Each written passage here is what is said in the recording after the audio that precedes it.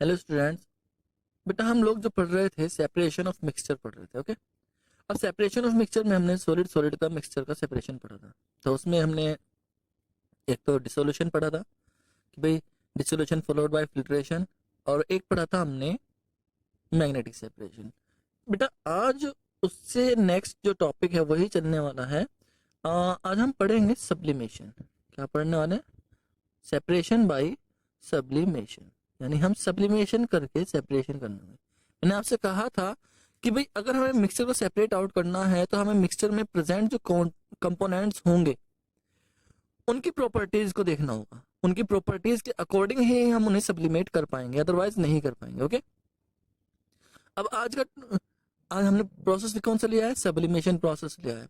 यानी हमारे पास दो सॉलिड मिक्सचर होंगे, दो सॉलिड मिक्सचर होंगे, यानी दो सॉलिड्स का मिक्सचर होगा।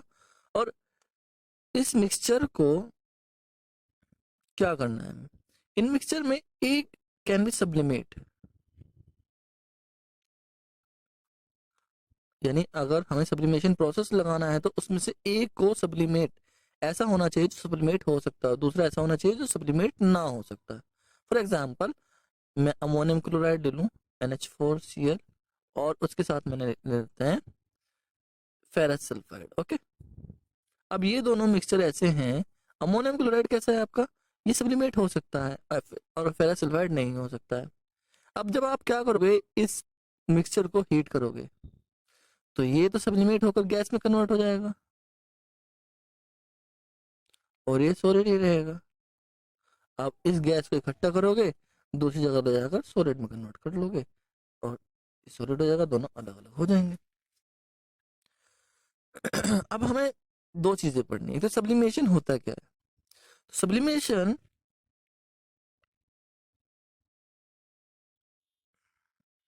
देख लेते हैं क्या होता है। सब्लिमेशन इज द प्रोसेस, कह लीजिए the process in which any substance on heating convert into gas. Substance कैसे होना चाहिए? Solid substance. The process in which any solid substance on heating convert into gas directly, उस process को हम sublimation बोलते हैं। बेटा ध्यान से सुनो। नॉर्मली क्या होता है कि जब हम सॉलिड को हीट करते हैं तो वो लिक्विड में कन्वर्ट होता है, और लिक्विड को हीट करते हैं तो वो गैस में कन्वर्ट होता है। तो इस सॉलिड को लिक्विड में कन्वर्ट करेंगे तो मेल्ट, और लिक्विड को गैस में कन्वर्ट करेंगे तो बॉइलिंग। लेकिन कभी कभी क्या होता है, वो कुछ सब्सटेंस रहता है जो सॉलिड को हीट करेंगे तो डायरेक्ट गैस में कन्वर्ट होता है। इस प्रोसेस को हम बोलते हैं सब्लिमेशन। क्या बोलते हैं? Sublimation.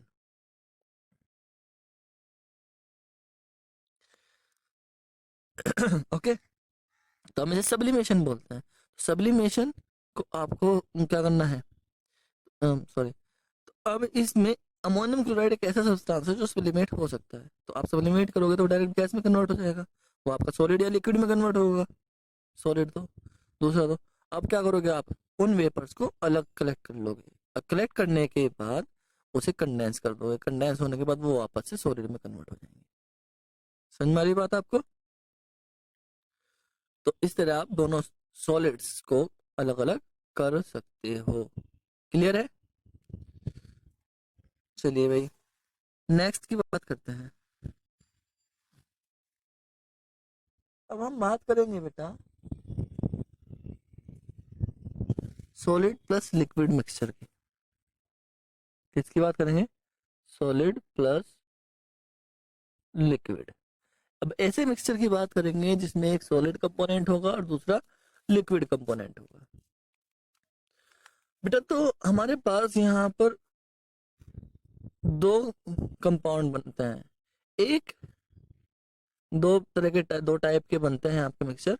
One is in which solid is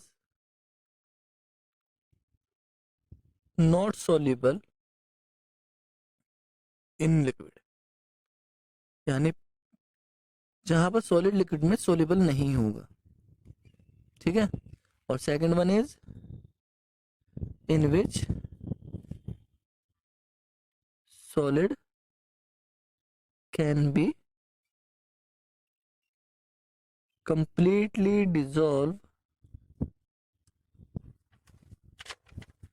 in liquid, जिसमें completely dissolve हो जाता है। इसका एग्जांपल ले लो, जैसे हमने आयरन डाला इन वाटर, आयरन और वाटर का एग्जांपल ले लो, आयरन को वाटर में डाला। और इसका एग्जांपल ले लो आप शुगर या फिर साल्ट इन वाटर। अब देखो आप आयरन डालोगे पानी में तो क्या होगा, वो डिजोल्व हो जाएगा, आंसर है नहीं, तो वो ऐसे कैसे रहेगा। और शुगर साल्ट को वाटर में डालोगे तो क्या होगा, वो कंप्लीटली डिजोल्व हो जाएगा। यहाँ पर सोल्यूबल है, यहाँ पर इनसोल्यूबल है, क्लियर है। तो ये चीज आपको अलग अलग, तो अलग अलग सॉल्यूशन के लिए हमें अलग अलग टेक्निक लगानी होती है, आपको पता है ये। तो अगर यहाँ पर देखो बेटा, जहां पर आपका सॉलिड लिक्विड में सोल्यूबल ना हो तो वहां पर आपको टेक्निक ज्यादा लगाने की जरूरत नहीं होती, वहां पर आपको सीधे सीधे दो तीन चीजें करनी होती है। जैसे कि आप कर सकते हो डिकेंटेशन, क्या कर सकते हो, डिकेंटेशन कर सकते हो आप। डिकेंटेशन होता क्या है बेटा, मान लो आपके पास एक सॉलिड और लिक्विड का मिक्सचर है, ओके, और आपने उसे इसमें मिलाया हुआ है। तो डिकेंटेशन होता है कि आप इसे कुछ देर ऐसे ही छोड़ देते हो, है ना।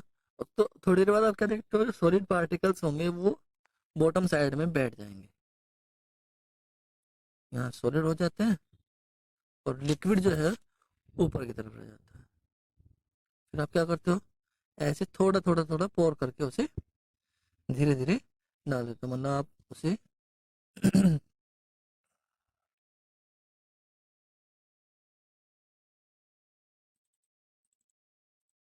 ये आपका सॉलिड और ये आपका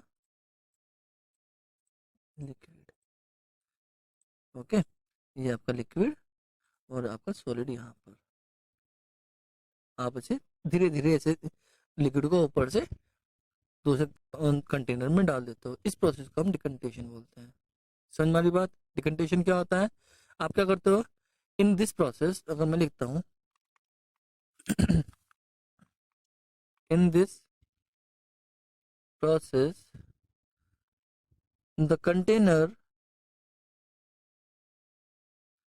in which mixture of solid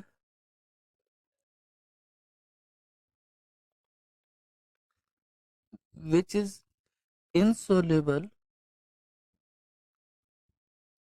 in liquid and liquid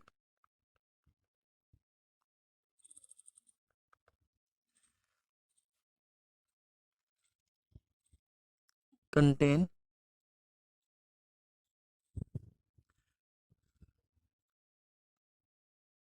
put for some time, उसे हम कुछ देर के लिए ऐसे ही रख देते हैं, ओके। उसके बाद क्या होगा,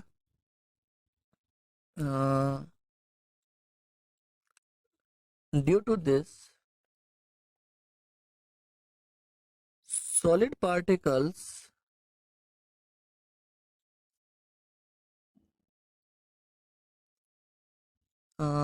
aggregate at bottom side while liquid above them।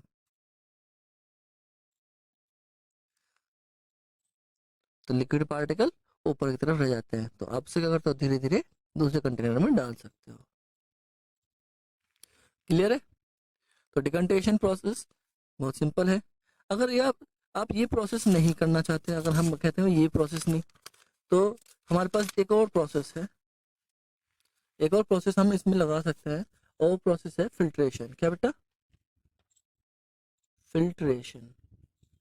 Filtration process, यानी आप उसे फिल्टर कर सकते हो। फिल्टर मतलब छानना होता है।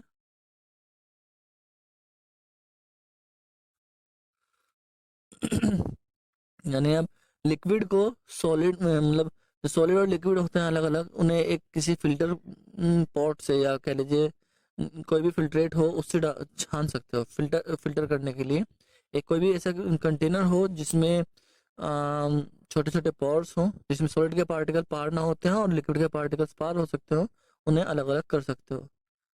मैंने आपको पहले भी एग्जांपल दिया था इसका, जिससे आप चाय छानते हो, चाय चाय बनती है और चाय को छानते हो तो वो आपका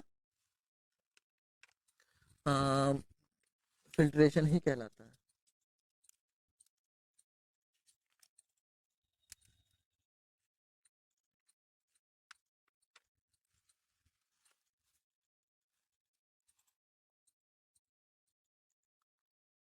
हम कह सकते हैं this process involve in which solid particles are separate from liquid by filter paper। हम फिल्टर पेपर से उसे अलग कर सकते हैं। मैंने आपको पहले भी बताया था कि अगर हम इस तरह के कंटेनर को करते हैं, इस तरह के कंटेनर को करते हैं, मान लो हमारे पास ये आपका फिल्टर पेपर है, ठीक है, और ये आपकी टेस्ट ट्यूब है या कंटेनर, कुछ भी कह लीजिए, दूसरा कंटेनर है, और इस कंटेनर में आप एक लिक्विड और सॉलिड जो इंसॉल्युबल है उसमें वो डाल रहे हो।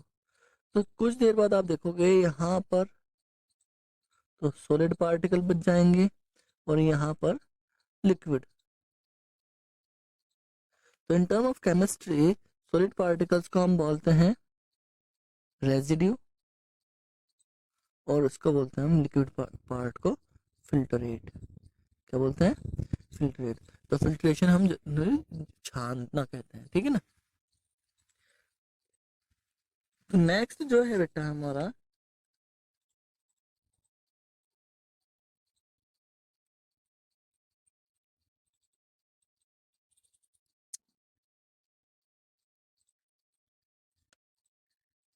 इवेपोरेशन, सॉरी इवेपोरेशन कर रहा हूँ, सेंट्रीफ्यूगेशन है।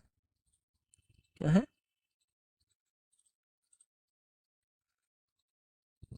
सेंट्रीफ्यूगेशन। यहाँ पर भी आप क्या करते हो? सेंट्रीफ्यूगेशन, यहाँ पर आप एक ऐसे, यहाँ कह लीजिए ऐसे कंपाउंड को सेपरेट करते हो, ऐसे सॉल्यूशन को सेपरेट करते हो जो कंप्लीटली मिक्स नहीं होता है, स्पेरिंगली मिक्स होता है, या कह लीजिए कोलाइडल सॉल्यूशन को मिक्स करते हो, सेपरेट कर सकते हो आप। किसे सेपरेट करते हो? For separation of colloidal solution. अब ये कोलाइडल सॉल्यूशन क्या है बेटा? कोलाइडल सॉल्यूशन ऐसा होता है जो, दो, आपने एक कंटेनर लिया और उस कंटेनर में आपने लिक्विड और सॉलिड डाला, और आपने देखा कुछ देर बाद सॉलिड पार्टिकल जो डिसॉल्व नहीं है, सोल्यूबल नहीं है, वो बॉटम साइड में आ गए। जैसे आपने मिट्टी या रेत लिया पानी के अंदर, तो पानी और रेत नीचे की तरफ बैठ जाता है, तो क्या हो रहा है? वो मिक्स नहीं हो रहे हैं, इसी तरफ बैठ जा रहे हैं। लेकिन आपने देखा होगा मिल्क, मिल्क में आप कंप्लीटली ये डिसाइड नहीं कर पाते हो कि कौन सा पार्ट, किस पार्ट में लिक्विड है, किस पार्ट में सॉलिड है। तो एक्चुअल में वो जो होता है आपका कोलाइडल सॉल्यूशन होता है, जहां आप पर कुछ देर रखने पर वो नीचे तरफ बैठता नहीं है, बल्कि वो उसके पार्टिकल मूव करते रहते हैं। ऐसे कंपाउंड को हम, ऐसे सॉल्यूशन को हम कोलाइडल सॉल्यूशन कहते हैं। वैसे हम, मैं कोलाइडल सॉल्यूशन आपको टाइप्स ऑफ सॉल्यूशन इस चैप्टर में आगे पढ़ाने वाला हूँ, उसमें आप देख लीजिएगा, ठीक है ना। तो centrifugation separation of colloidal solution होता है जहां पर लिक्विड और सॉलिड पार्टिकल कंप्लीटली मिक्स तो नहीं होते, डिसॉल्व तो नहीं होते हैं, लेकिन वो बॉटम साइड में बैठते भी नहीं है। समझ में आई बात? कोलोइडल सॉल्यूशन, दो solution in which solid particles are not dissolved in liquid and not set at bottom side, bottom side में भी नहीं वो सेट नहीं होते। तो इस तरह के कंपाउंड्स को हम सेपरेट करने के लिए सेंट्रीफ्यूगेशन लगाते हैं। फॉर एग्जांपल, इसका एग्जांपल है sampling of milk. Sampling of milk example आप देख सकते हो, तो मिल्क का सैंपल लेते हैं वो इसी तरीके से लेते हैं बेटा। अब देखो क्या होता है सेंट्रीफ्यूगेशन मशीन में, अगर सेंट्रीफ्यूगेशन के लिए सेंट्रीफ्यूगेशन में एक सेंट्रीफ्यूगेशनल मशीन होती है और उसमें आप सेंट्रीफ्यूगल सैंपल रखते हो।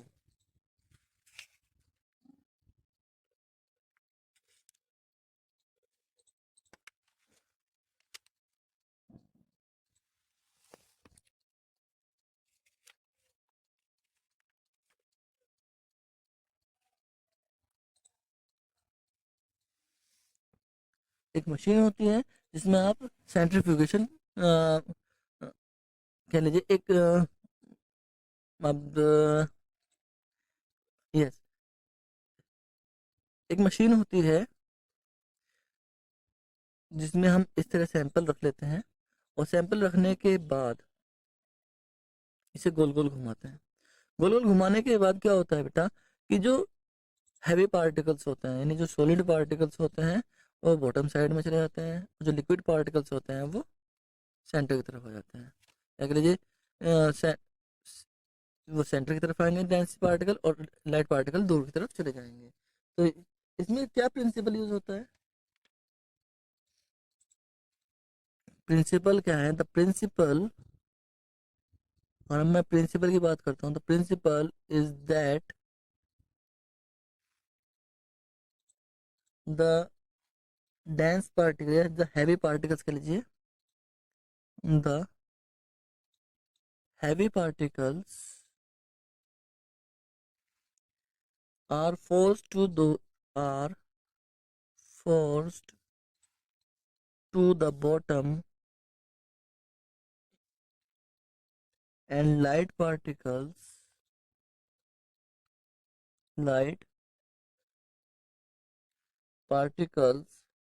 stay at the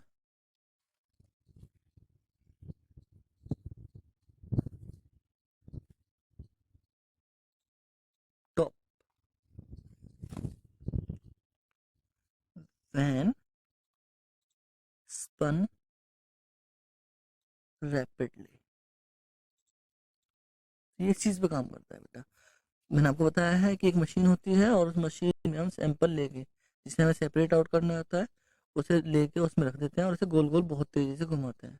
बहुत तेजी से घुमाने पर जो हैवी पार्टिकल होते हैं वो सेंटर की तरफ आते हैं, तो बॉटम की साइड आ जाते हैं, और जो लाइट पार्टिकल होते हैं जो बाहर की तरफ रहते हैं वो टॉप पर आ जाते हैं।